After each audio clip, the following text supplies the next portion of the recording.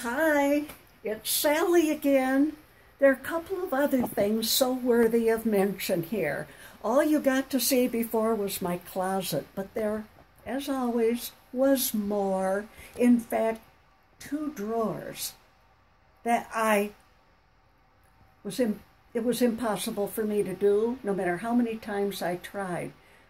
And I was even afraid to show Andrea.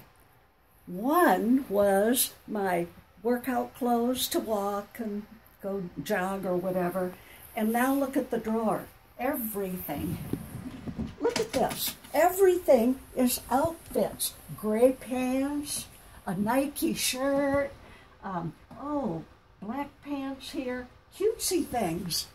And Andrea even said I am allowed to go buy one or two more shirts that'll coordinate with those, in pink, of course. And here's even another. This pajama drawer was the nightmare of the whole bedroom. Now look at this. Andrea, I would like to say help me, but she didn't. I've got pajamas in sets. I need only open my drawer, and it's an outfit. And the summer stuff is on top. It's May and hot in Arizona now. And some of the heavier ones are in one bin containing all my winter stuff that I don't need right now. Is that too cool or what?